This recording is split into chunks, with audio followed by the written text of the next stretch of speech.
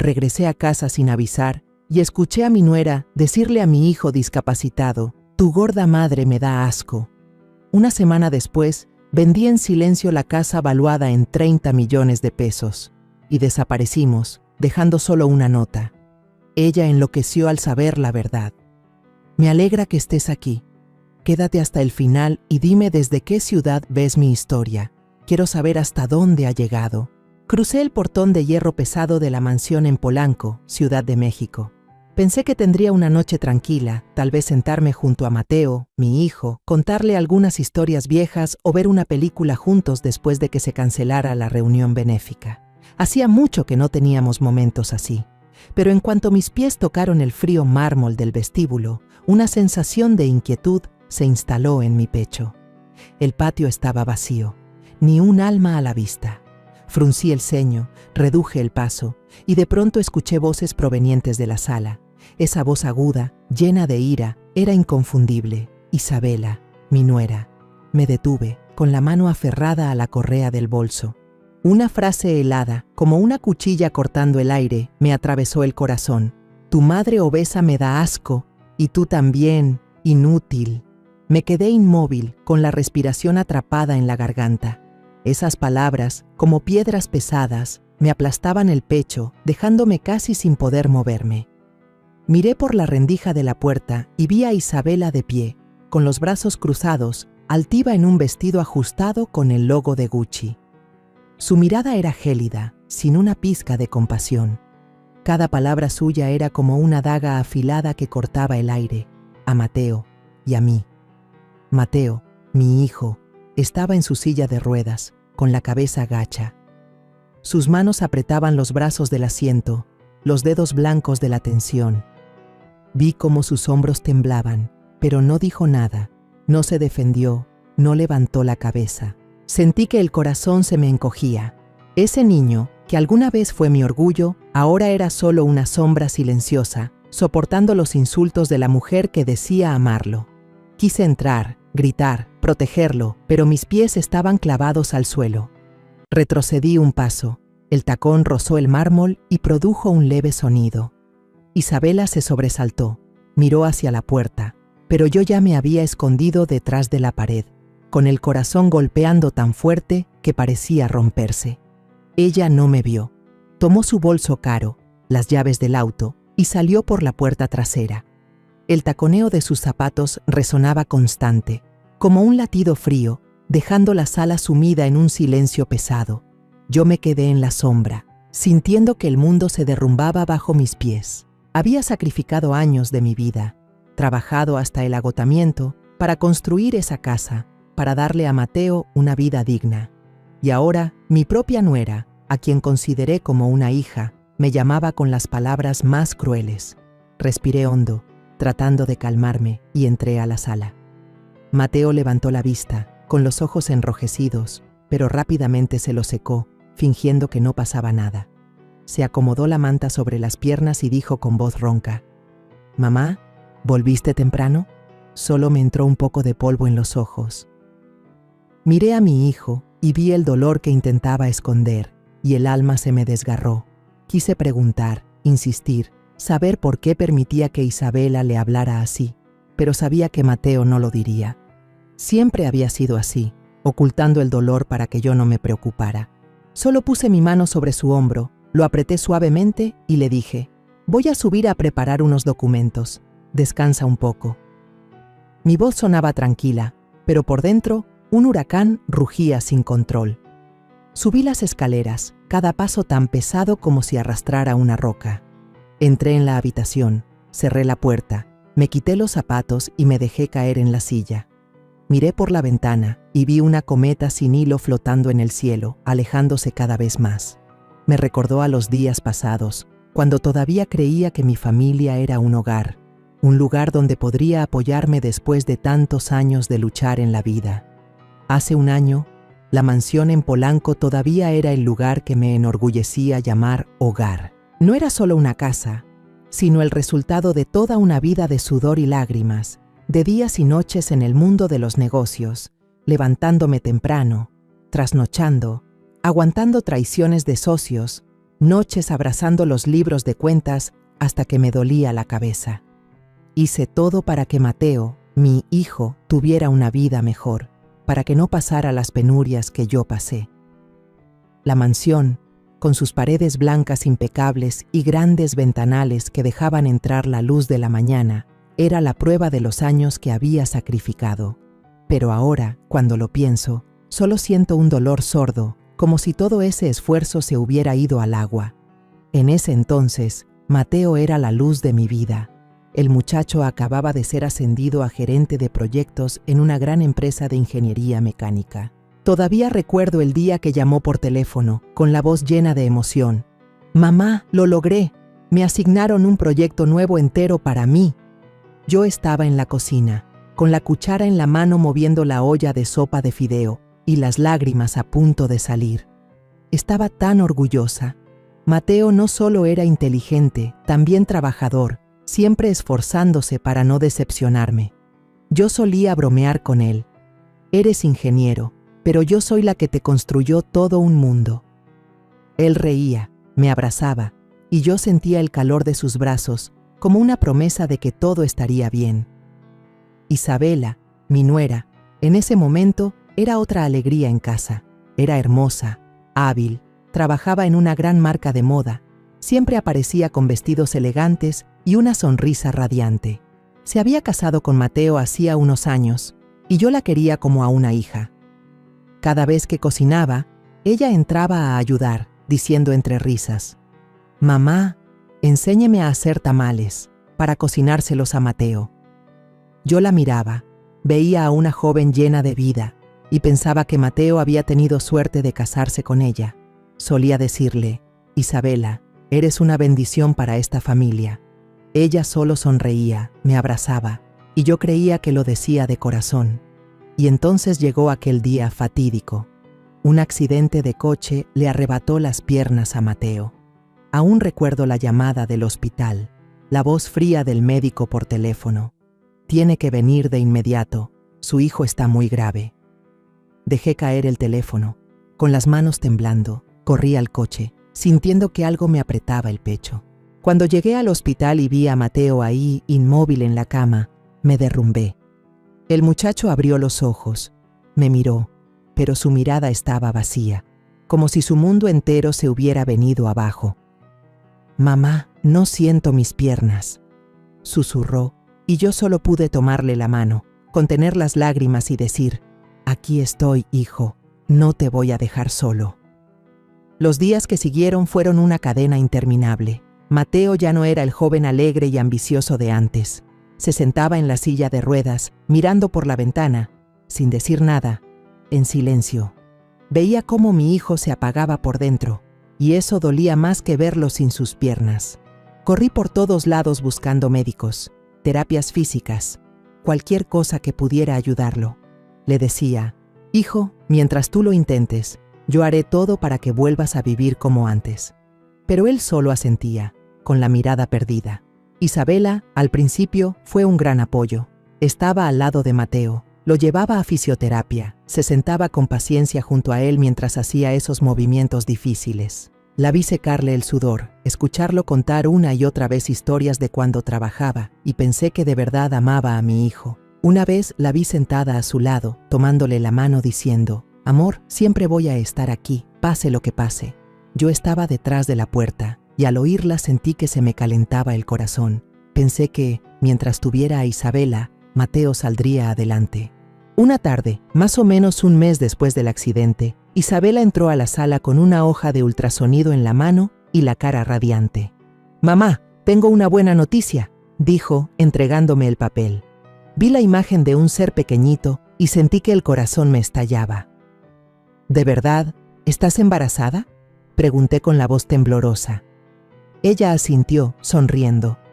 «Sí, mamá, el bebé viene en camino». La abracé, con las lágrimas rodándome por las mejillas. Miré a Mateo y lo vi sonreír por primera vez desde el accidente, y pensé que esta sería una nueva luz para nuestra familia. Imaginé que la risa de un niño llenaría esta casa y sacaría a Mateo de la oscuridad. No lo dudé, decidí vender uno de los departamentos en renta que había guardado tantos años. Todo ese dinero se lo di a Isabela, diciéndole: «Hija, esto es para preparar la llegada del bebé y para arreglar la casa, que Mateo se pueda mover mejor». Ella me lo agradeció mucho, me abrazó y dijo: «Mamá, usted es demasiado buena conmigo, no sé cómo agradecérselo». Yo solo sonreí, moví la mano. «Lo hago por nuestra familia». También saqué el juego de joyas de oro blanco, recuerdo de mi madre, y se lo di a Isabela. «Es de tu abuela, lo he guardado todos estos años. Llévatelo, si lo necesitas, úsalo, no tengas pena». Ella lo tomó con los ojos brillantes y dijo: «Mamá, lo voy a cuidar mucho». Para que Isabela no se cansara tanto, acepté cuando ella sugirió contratar a un mayordomo, Miguel. Era joven, fuerte y, según Isabela, muy de confianza. Miguel empezó a trabajar, limpiando la casa, ayudando a Mateo a moverse cuando lo necesitaba. Me sentí aliviada, pensando que todo iba por buen camino. Por las noches, nos reuníamos en la cocina, cenábamos platos sencillos, pero llenos de calidez. Mateo comenzó a hablar más, contaba sobre las terapias, sobre otros pacientes del centro. Isabela se sentaba junto a él, lo atendía, le servía agua, le pasaba la comida. Yo los miraba, tranquila, pensando que había hecho bien en confiar en Isabela, en poner mi esperanza en ella. Pero una noche, mientras estaba en la sala hojeando unos periódicos viejos, escuché la risa de Isabela desde el balcón. Estaba hablando por teléfono, con una voz dulce, muy distinta a la que usaba conmigo o con Mateo. No le di mucha importancia, solo alcancé a oír una voz masculina grave al otro lado. Me sonaba familiar, pero no lograba recordar de quién era. Me dije a mí misma que seguramente era algún amigo o compañero de trabajo. Isabela trabajaba en el mundo de la moda y hablar animadamente con clientes era algo normal. Pero esa pequeña sensación de inquietud, como un grano de arena, empezó a instalarse en mí. Sacudí la cabeza para quitarme la idea y me dije: «Estás exagerando». En los meses siguientes, cuando Isabela tenía como 4 meses de embarazo, empecé a sentir una distancia invisible dentro de mi propia casa. La casa en Polanco, que antes estaba llena de risas y calor familiar, ahora parecía cubierta por una niebla fría. No podía describir exactamente la sensación, pero era como cuando estás frente a un cuadro hermoso y de repente ves pequeñas grietas en la superficie que, si no miras bien, jamás notarías. Trataba de convencerme de que estaba imaginando cosas, que todo estaba bien, pero en el fondo sabía que algo estaba cambiando poco a poco. Isabela empezó a llegar más tarde a casa. Al principio decía que era por trabajo, eventos de moda o cenas con clientes importantes. «Mamá, mi industria es así. Hay que conocer gente, relacionarse», me decía, con una sonrisa que seguía siendo radiante, pero un poco forzada. Yo asentía y le advertía: «Cuida tu salud, me preocupa que corras de un lado a otro estando embarazada». Ella solo sonreía y agitaba la mano. «No te preocupes, sé cómo equilibrar las cosas». Pero las cenas de 3, cuando Mateo, Isabela y yo nos sentábamos juntos en la cocina, eran cada vez menos. Hubo noches en las que preparé toda una mesa con enchiladas, arroz rojo y hasta flan, el postre favorito de Mateo, y solo terminábamos sentados él y yo frente a frente. Isabela solía mandar un mensaje: «Mamá, esta noche estoy ocupada, coman ustedes 2». Yo miraba a Mateo, veía cómo se servía en silencio, y sentía un peso en el corazón. Empecé a notar pequeños detalles. Isabela se quedaba sola en un rincón, enviando mensajes desde el teléfono, con una sonrisa que nunca le había visto dedicar a Mateo ni a mí. Cuando me acercaba y preguntaba: «¿A quién le escribes que estás tan contenta?», enseguida bloqueaba la pantalla, con un gesto de ligera molestia. «A un amigo del trabajo, mamá», respondía, con voz suave pero algo apresurada. No quería pensar mal, pero la forma en que escondía el teléfono, o cómo me miraba como si estuviera invadiendo algo privado, me inquietaba. Me decía a mí misma que tal vez solo necesitaba su espacio, que quizás el embarazo la ponía más susceptible. Pero esa sensación era como un grano de arena dentro del zapato, rozando y molestando todo el tiempo. Al mismo tiempo, Miguel, el asistente que Isabela había recomendado, empezó a quedarse más tiempo en casa. Al principio me pareció normal. Ayudaba a Mateo a pasar de la silla de ruedas a la cama y con tareas que ni Isabela ni yo podíamos manejar. Pero pronto me di cuenta de que también se quedaba hasta tarde, incluso a dormir, con la excusa: la señora Isabela me pidió quedarme en la sala por si el señor Mateo necesita algo. Yo asentía, pensando que era un gesto de consideración, pero algo dentro de mí se sentía incómodo sin razón aparente. Una vez los vi conversando en la cocina, riéndose, y cuando entré se separaron de inmediato, como si hubiera interrumpido un momento privado. Isabela sonrió con incomodidad. Mamá, Miguel y yo hablábamos sobre arreglar la entrada para que Mateo pueda pasar mejor. Pero la manera en que ella tocó levemente su brazo y cómo él evitó mirarme a los ojos me hicieron sentir que algo no estaba bien. Decidí decir algo, con calma pero con firmeza. Una tarde, estando solas en la sala, le comenté: hija, te veo demasiado cercana a Miguel, y eso no es apropiado. Al fin y al cabo, él trabaja aquí. Deberías guardar un poco de distancia. Isabela frunció el ceño, con un tono un poco molesto. Mamá, exageras. Solo hablamos, no seas tan sensible. Me quedé callada, evitando discutir, pero sus palabras me cayeron como una bofetada suave al orgullo. Siempre la había tratado como a una hija. Había confiado en ella, y ahora sentía que me estaba dejando fuera de mi propia familia. Las veces que Isabela acompañaba a Mateo a sus revisiones médicas también empezaron a ser menos. Antes siempre era ella quien empujaba la silla, le tomaba la mano y sonreía con el doctor. Ahora solía decir: mamá, hoy estoy ocupada, que lo lleve Miguel. No me oponía porque sabía que Mateo necesitaba sus terapias, pero cada vez que veía a Miguel empujando la silla de mi hijo hacia la puerta, sentía un dolor punzante en el pecho. Isabela antes estaba siempre a su lado. Le secaba el sudor cuando el dolor lo hacía esforzarse en la rehabilitación. Ahora parecía alejarse, dejando a Mateo en manos de un extraño. Empecé a escuchar rumores de los vecinos. Alma, la señora que vive al lado, un día me jaló aparte cuando salía a recoger el correo. Carmen, no quiero decir nada, pero deberías ponerle atención a Isabela. Varias veces la he visto con un muchacho joven en la cafetería de aquí cerca. No es Mateo. Sonreí con incomodidad y le dije: seguro se equivoca. Isabela está ocupada con el trabajo. Debe ser un compañero. Pero al volver a casa, las palabras de doña Rosa seguían resonando en mi cabeza. Traté de quitármelas de encima, pensando que a los vecinos les gusta hablar, pero ese granito de arena en mi interior ya había crecido, raspando con más fuerza. Una noche, Mateo tuvo fiebre. Preocupada, llamé a Isabela, pero su teléfono marcaba ocupado sin parar. Me quedé al lado de Mateo, limpiándole la frente con una toalla húmeda, con el corazón ardiendo de angustia. Cerca de la medianoche, Isabela entró a la casa, trayendo un perfume extraño, no el suave que solía usar. ¿Dónde andabas tan tarde?, le pregunté, intentando mantener la calma. Ella respondió con voz tranquila: en una fiesta de clientes, mamá. Se alargó y no pude volver antes. La miré, queriendo preguntar más, pero su mirada era fría, como un muro que bloqueaba cualquier palabra.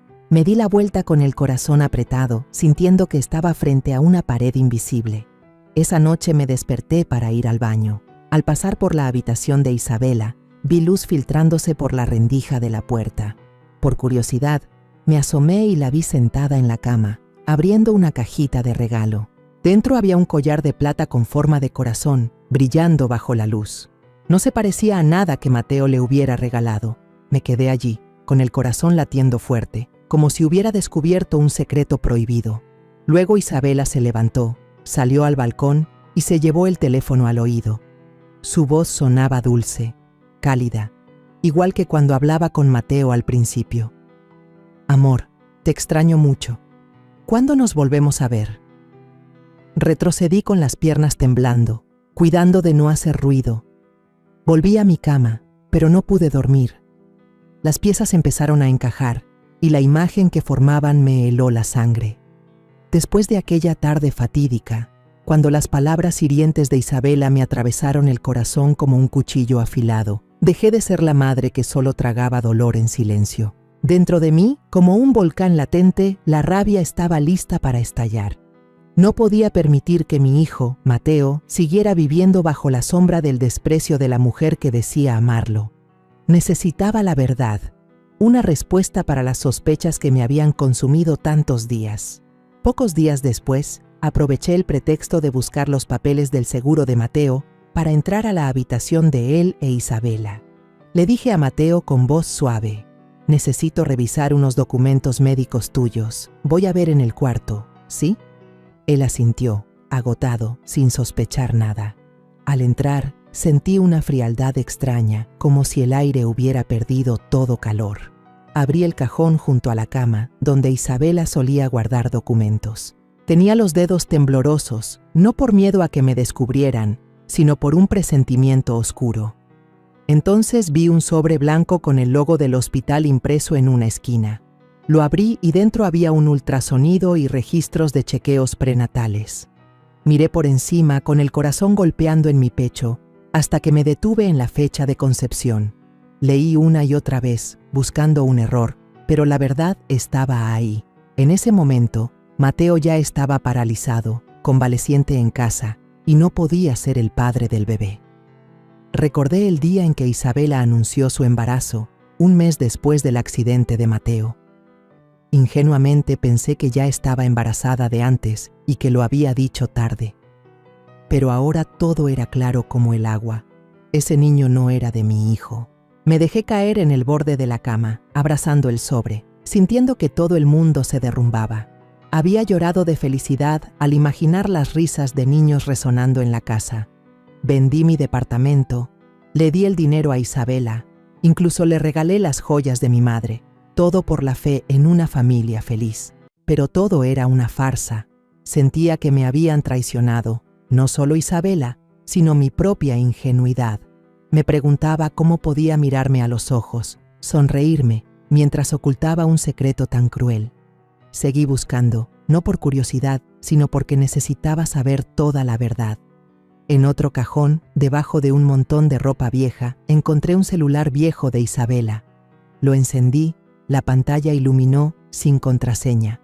Pasé por los mensajes y cada línea era como un cuchillo clavándose en mi corazón.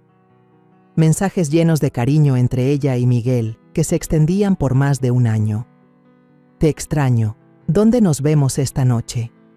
Quiero irme de aquí, solo tú y yo». Fotos en la playa de Cancún, Isabela y Miguel riendo, tomados de la mano, como una pareja enamorada. Luego, un mensaje de Miguel me dejó helada. «Solo hay que esperar a que se venda la casa, y nos iremos de aquí para siempre». Me temblaban las manos, el teléfono casi se me cae al suelo.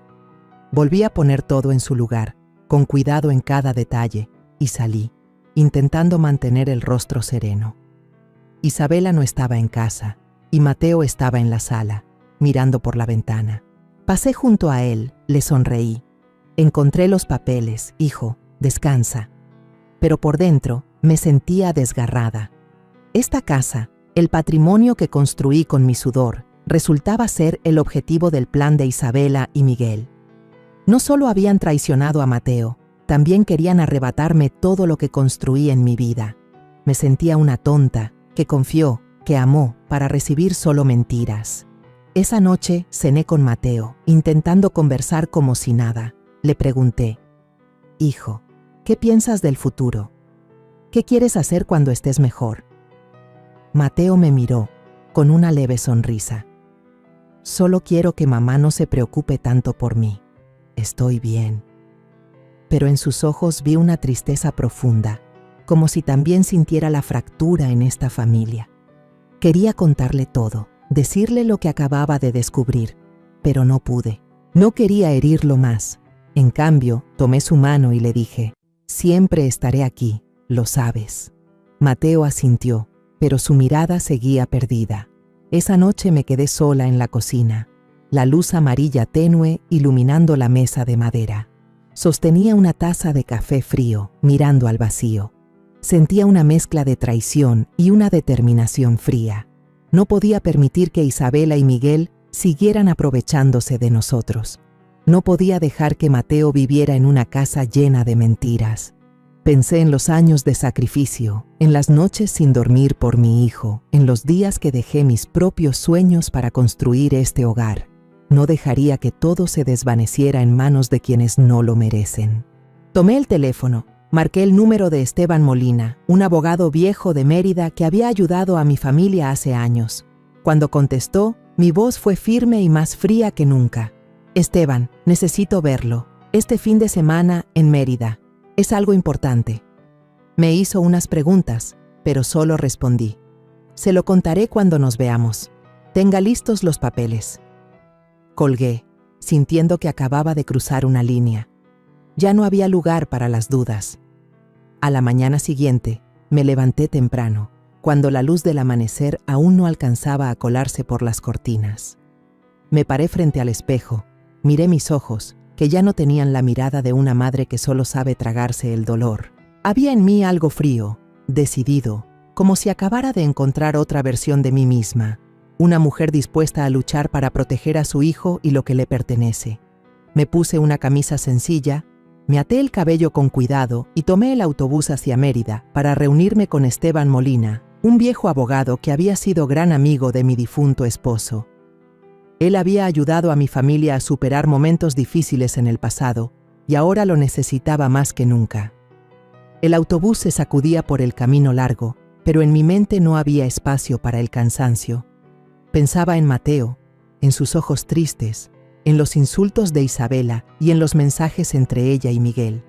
Cada pensamiento era como una puñalada, pero en lugar de dejar que me derribara, lo usé para templar mi voluntad.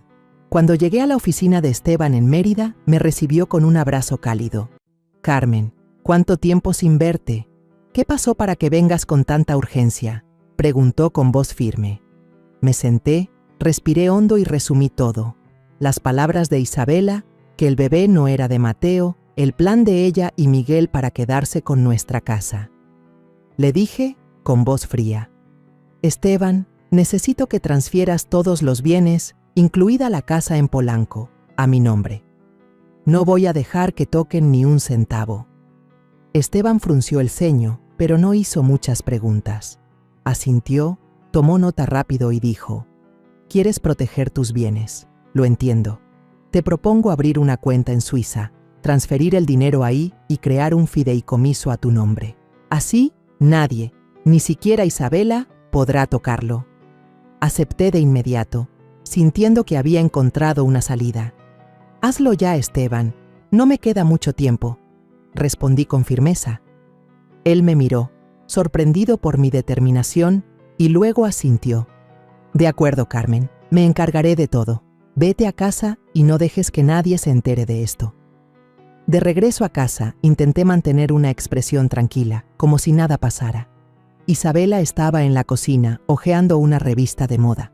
Sonreí y pregunté: «Hija, ¿cómo van las cosas para el bebé? ¿Quieres que compre algo más?».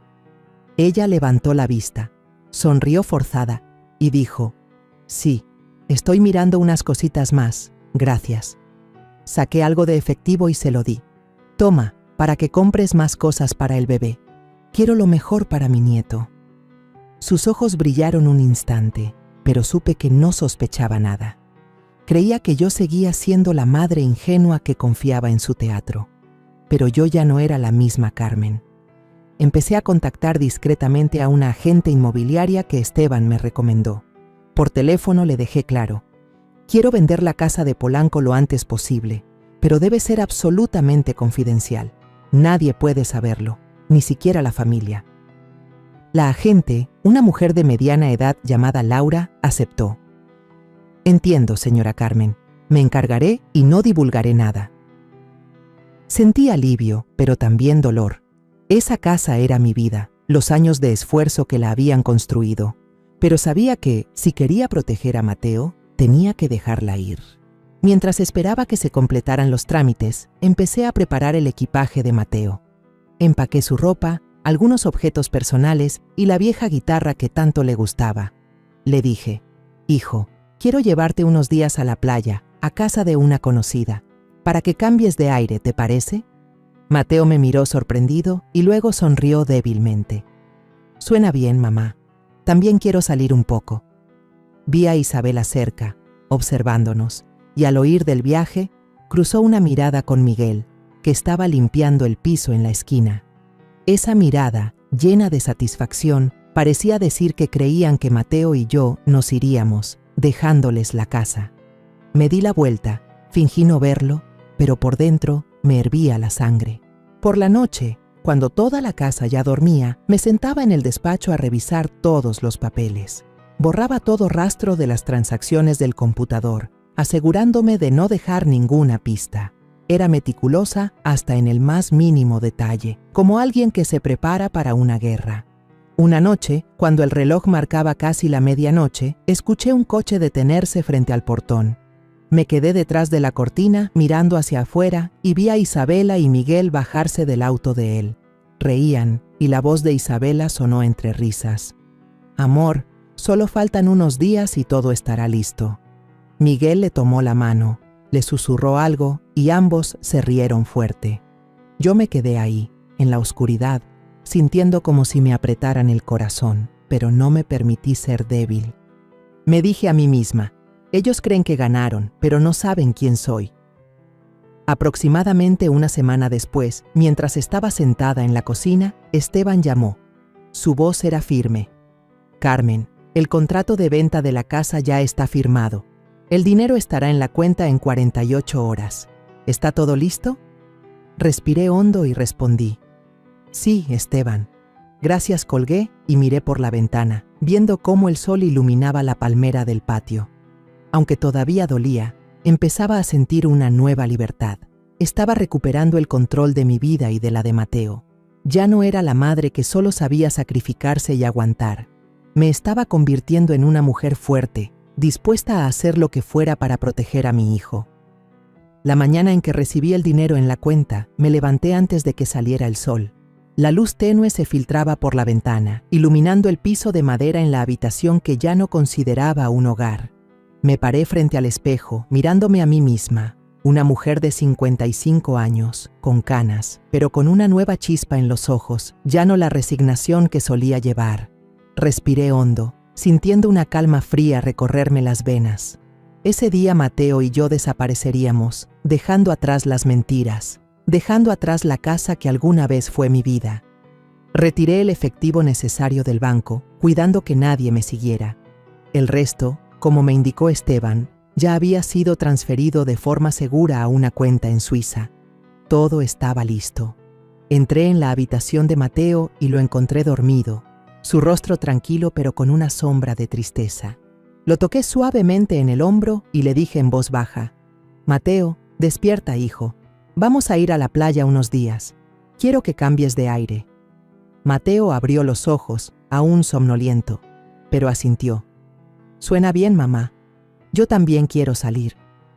Sonreí, aunque dentro de mí había un oleaje contenido. No dije nada más, solo lo ayudé a alistarse. Ya tenía lista una maleta pequeña, con solo lo necesario, algunas mudas de ropa, la guitarra vieja de Mateo y una foto familiar de hace años, cuando todo estaba intacto. Había alquilado una sub a través de un conocido de confianza, un chofer llamado Juan, que me había llevado a trabajar un par de veces. «Señora Carmen, ¿segura que no quiere que le pregunte nada más?», dijo con una mirada sincera. Asentí. «Juan, solo necesito que nos lleve. No le diga a nadie, ni siquiera a su mejor amigo». Él asintió sin más. Ayudé a Mateo a subir al auto. Puse la silla de ruedas en la cajuela y miré la casa por última vez. El portón de hierro pesado, las paredes blancas, el jardín que cuidé con tanto esmero, todo ahora no era más que un recuerdo. No volví la cabeza. Antes de irme, dejé un sobre blanco sobre la mesa de la sala. Dentro había una nota que escribí a mano la noche anterior, cada palabra marcada en mi corazón. «Gracias por mostrarme quién eres en realidad. Desde ahora, mi hijo y yo no tendremos nada más que ver contigo». Pensé mucho antes de escribir esas líneas. Quería que Isabela supiera que lo había visto todo, que lo entendía todo, pero no quería malgastar palabras con ella. En el sobre también estaba una copia de los papeles de divorcio que Mateo ya había firmado. Días antes me había sentado con él y le conté toda la verdad, sobre el bebé, sobre los mensajes de Isabela y Miguel. Mateo guardó silencio mucho rato y al final solo dijo: «Mamá, quiero terminar con todo». Firmó los papeles con las manos temblorosas, pero en su mirada, aunque dolida, había un dejo de alivio. Guardamos ese secreto, sin que Isabela sospechara nada. La SUV arrancó, llevándonos fuera de Polanco, directo hacia el pueblo costero de San Gabriel. Ya había rentado por internet una casita sencilla, pero con todo lo necesario para que Mateo pudiera moverse con facilidad. En el camino, él miraba por la ventana sin decir mucho, pero lo vi sonreír levemente cuando aparecieron los campos verdes. «Mamá, aquí es muy bonito», dijo con voz suave. Le tomé la mano y respondí: «Hijo, desde ahora vamos a empezar de nuevo, solo tú y yo». Mateo asintió y sentí una nueva conexión, como si estuviéramos cruzando juntos una puerta hacia otra vida. Al llegar a San Gabriel, bloqueé de inmediato los números de Isabela y Miguel, apagué el teléfono viejo y compré un chip nuevo. Quería cortar todo contacto, borrar el pasado. La casa estaba cerca del mar, pequeña pero acogedora, con paredes pintadas de azul claro y un balcón con vista al océano. Me quedé allí, sintiendo el viento marino cargado de sal. Por extraño que pareciera, estaba en calma. Todo el dolor y la rabia parecían disolverse en las olas. Ya no era la mujer herida por las humillaciones de Isabela. Estaba renaciendo, recuperando mi vida. Esa tarde, revisé las cámaras de seguridad de la casa en Polanco desde el celular. Vi a Isabela entrar apurada y quedarse paralizada al ver todo vacío. No había muebles, ni rastro de mí o de Mateo, solo un sobre blanco sobre la mesa. Lo abrió, leyó el papel y vi cómo se le puso pálida la cara. Tomó el teléfono y llamó una y otra vez, pero claro, ningún número funcionaba. Gritó llamando a Miguel. Cuando él llegó, los dos discutieron fuerte en la sala. «Ella ya lo sabe todo». «¿Y ahora qué hacemos?», gritó Isabela desesperada. Apagué la pantalla. Ellos ya no eran mi problema. Salí al balcón de la nueva casa. El viento me revolvía el cabello, pero me sentía libre. Pensé en los años pasados, en los sacrificios, en las veces que me tragué las lágrimas para sonreír por Mateo. Alguna vez creí que siempre sería la madre que aguanta, pero ahora me sentía más fuerte que nunca. Desde adentro, Mateo me llamó. «Mamá, ven a ver, el mar está hermoso». Me giré y lo vi en su silla de ruedas, sonriéndome. Esa sonrisa, aunque simple, era la luz que necesitaba. Me acerqué, me senté junto a él y juntos miramos el océano. «Hijo, vamos a estar bien», le dije con voz firme. Mateo me tomó la mano y respondió: «Lo sé, mamá». La primera mañana en San Gabriel me desperté cuando el amanecer doraba el mar. El sonido constante de las olas, entrando por la ventana, era como un saludo de un mundo nuevo, uno sin las humillaciones de Isabela ni las mentiras que me pesaban en el alma. Miré a Mateo, sentado en su silla, mirando hacia afuera con una expresión más tranquila de lo habitual. «Hijo, ¿vamos a dar un paseo?», le pregunté con dulzura. Mateo asintió y sonrió, algo que rara vez hacía. «Claro, mamá, hace mucho que no huelo el mar». Empujé su silla hasta la arena, donde el aire salado y el sol cálido se colaban en cada respiro. Mateo inhaló hondo y dijo: «Mamá, aquí sí se siente paz». En mi interior, todo se llenó de luz, sintiendo una esperanza pequeña pero poderosa. San Gabriel, con sus olas y su brisa, estaba abriendo un nuevo capítulo para nosotros. No quiero quedarme sentada, dejando que los días pasen en silencio. Necesito hacer algo, no solo para aliviar el aburrimiento, sino para sentir que todavía tengo valor, que aún tengo fuerzas para seguir viviendo. Una mañana, al pasar frente al centro comunitario, vi un pequeño cartel que decía: «Se necesitan voluntarios para la clínica». Sin pensarlo mucho, entré con un poco de curiosidad y también entusiasmo. Allí conocí al doctor Andrés Martínez, un hombre de mediana edad con una sonrisa amable y una mirada llena de pasión. Me estrechó la mano y dijo: «Señora Carmen, escuché que acaba de mudarse. Si quiere ayudar, necesitamos mucho a alguien como usted». Sonreí y respondí: No sé si podré hacer gran cosa, pero quiero intentarlo. Andrés me llevó a recorrer la clínica y me contó sobre las dificultades, falta de personal, falta de medicamentos, especialmente para los niños pobres de la zona. Su voz era cálida, pero pude sentir su preocupación. Cada día veo niños que necesitan medicinas, cuidados, pero no tenemos suficientes recursos.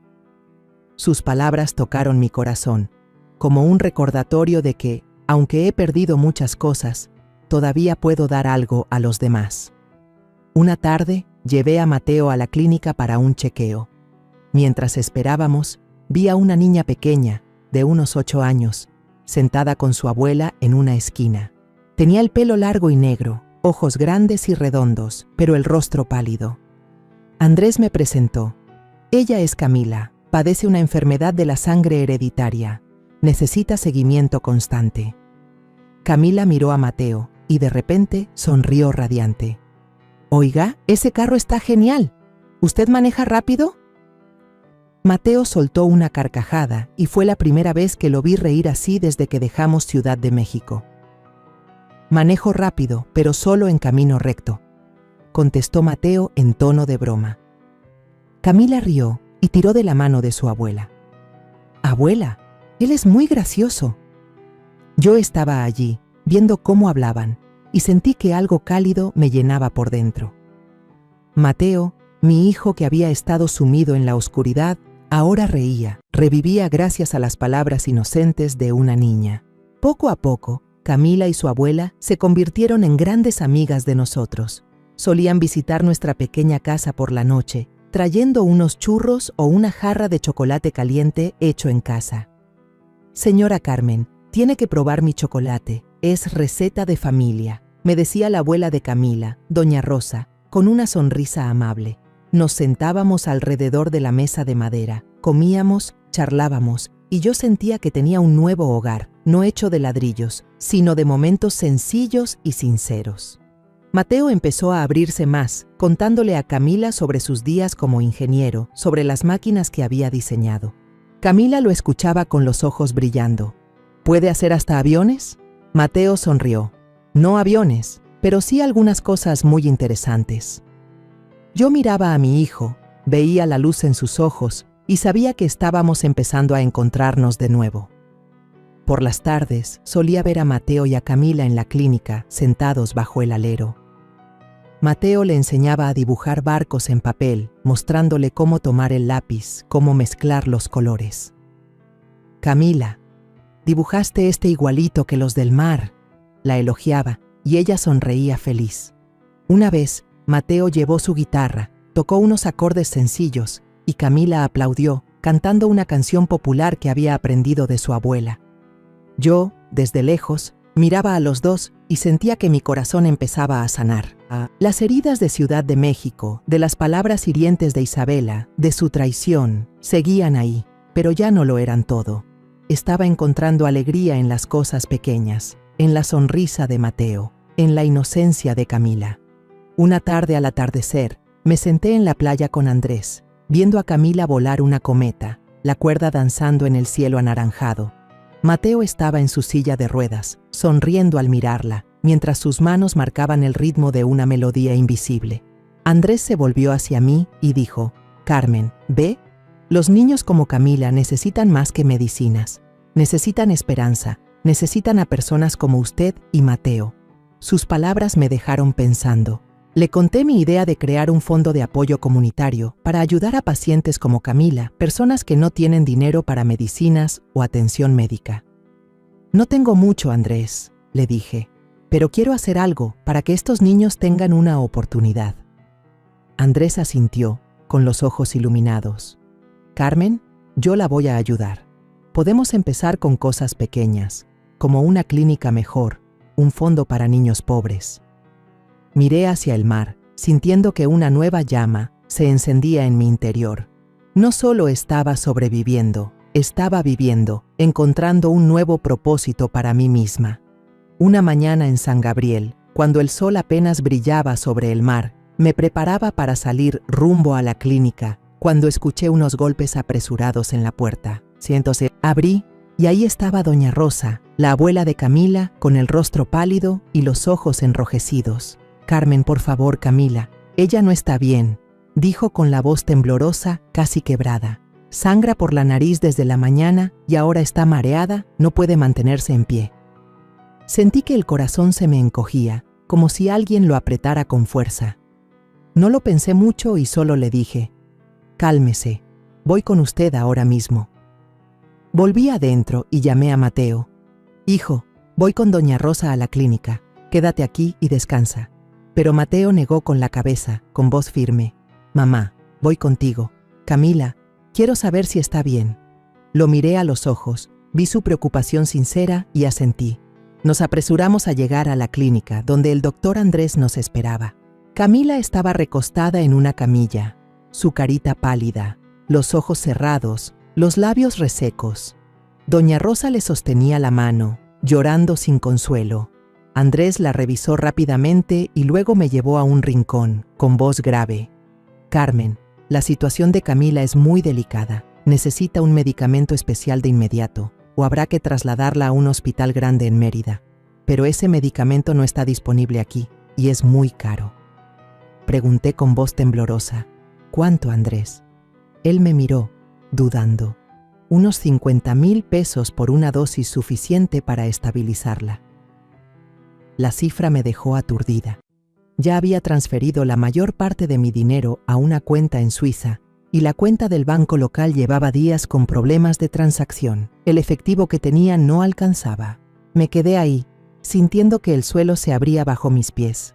Camila, la niña de la sonrisa radiante, la que le devolvió la luz a Mateo, ahora yacía débil como una vela a punto de apagarse. Miré a Mateo, que apretaba con fuerza las manos en los reposabrazos de la silla de ruedas, con los ojos llenos de preocupación. Sabía que tenía que hacer algo. Me giré hacia Andrés y le dije: «Buscaré la manera. Manténgala estable hasta que regrese». Andrés asintió y me puso la mano en el hombro. «Carmen, confío en usted. Pero debe ser rápido». Regresé a casa, abrí la caja fuerte y saqué una joya de oro blanco, el último recuerdo que me quedaba de mi madre. Era un collar con dije en forma de corazón, el que ella usó el día de su boda, el que yo pensaba conservar hasta el final de mis días. Lo sostuve en mis manos, sintiendo que tenía un pedazo de memoria, pero pensé en Camila, en sus ojos brillantes jugando con Mateo, en su sonrisa cuando volaba la cometa en la playa. No podía dejar que se fuera. Guardé el collar con cuidado y llamé a un conocido en Mérida que compra y vende joyas. «Carmen, esta pieza es muy valiosa. ¿Estás segura?», me preguntó por teléfono. Le respondí, con voz decidida: «Véndala. Necesito el dinero hoy mismo». Mientras esperaba a que llegara la medicina desde Mérida, regresé a la clínica. Mateo estaba sentado junto a Camila, tomándole la mano y contándole la historia de la cometa que canta. «Camila, ¿sabes? Esta cometa es muy especial. Vuela alto, canta fuerte y lleva los sueños de todos», dijo Mateo con voz suave. Camila, aunque débil, sonrió levemente. «Tío, quiero ver esa cometa». Me quedé en la puerta mirándolos, con las lágrimas a punto de salir. Mateo, el hijo que alguna vez se ahogó en su dolor, ahora usaba ese mismo dolor para consolar a una niña. Sentí una nueva fuerza en él y también en mí. Ya no solo luchaba por Mateo, sino por personas como Camila, personas que me necesitan. Al final de la tarde llegó la medicina. Andrés le aplicó la primera dosis a Camila y luego le puso suero. Después de unas horas tensas, salió y me sonrió con cansancio. «Está estable, Carmen, pero habrá que seguir vigilándola». Doña Rosa corrió a abrazarme, llorando. «Carmen, si no fuera por usted, mi nieta, no sé qué habría hecho». La abracé, dándole unas palmaditas en la espalda, y le dije: «Rosa, somos familia. No voy a dejar sola a Camila». Pero por dentro sentía un vacío. La pulsera de mi madre se había ido, y con ella una parte de mis recuerdos. Sin embargo, a cambio, había salvado a Camila, y eso valía más que cualquier recuerdo.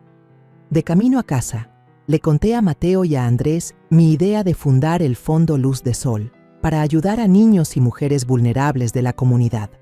Quiero hacer algo para que ningún niño como Camila tenga que esperar medicinas, dije con firmeza. Mateo me miró con los ojos iluminados. Mamá, te apoyo, quiero ayudar, aunque sea enseñándoles a dibujar o tocar música. Andrés asintió, tomándome la mano. Carmen, cuente conmigo, lo vamos a lograr.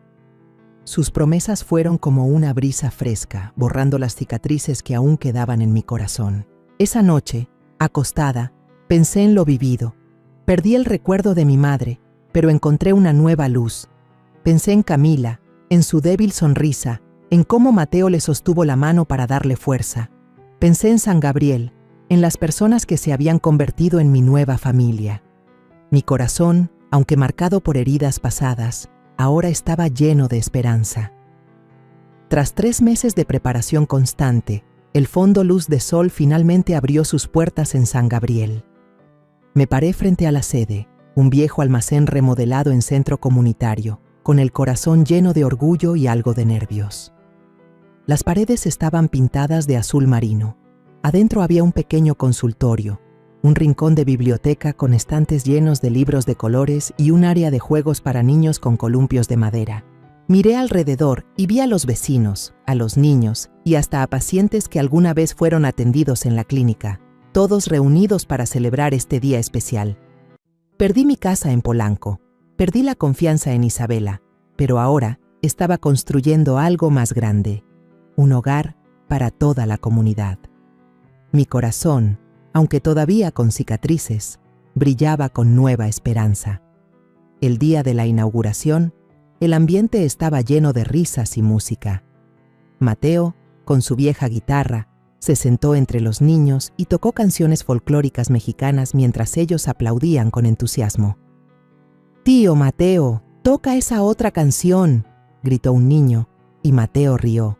«Está bien, pero ustedes tienen que cantar más fuerte que yo». Desde lejos lo observé, viendo su sonrisa radiante, y mi corazón se llenó de calor. Camila, la pequeña de ojos brillantes, se puso en medio del patio y recitó un poema de agradecimiento que ella misma escribió. «Gracias, abuela Carmen. Gracias, tío Mateo.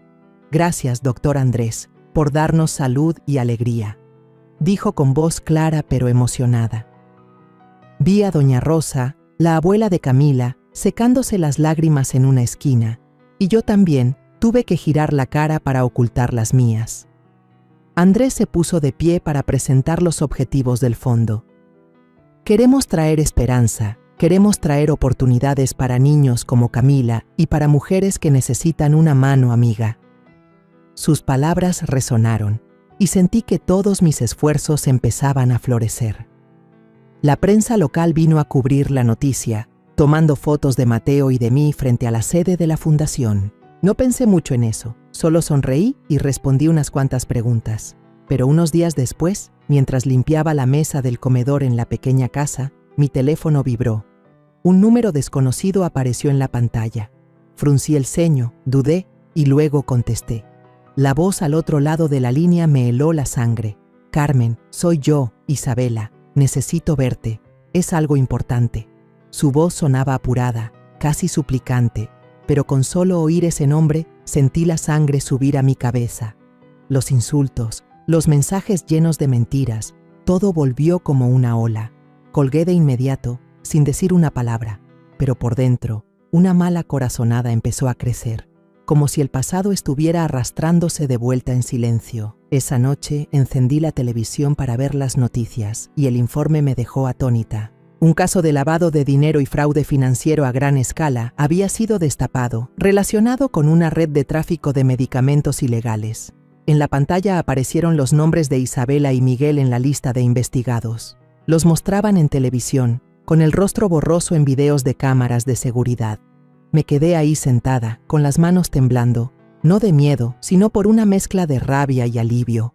La verdad por fin había salido a la luz, pero no me alegraba. Solo me recordaba aquellos días en que confié ciegamente en ella, en que la traté como a una hija. 2 días después, mientras ordenaba libros en la biblioteca de la fundación, un coche se detuvo frente al portón. Miré y vi a Isabela bajarse, demacrada. sin rastro de la joven arrogante con vestido Gucci de antes. Se acercó, con la mirada suplicante. «Carmen, por favor, tiene que ayudarme. Me están investigando. Puedo ir a la cárcel. Por el bebé, ayúdeme, por favor». Mencionó al bebé con la voz temblorosa, pero yo vi claramente la falsedad en sus palabras. Me puse derecha, la miré a los ojos y dije, con voz fría: «Isabela, ¿crees que todavía soy tan ingenua como para creerte? Ese bebé no es de Mateo. Sé todo sobre ti y Miguel, los mensajes, el plan para robar mi casa. ¿Crees que voy a ayudar a alguien que humilló a mi hijo y traicionó a mi familia?»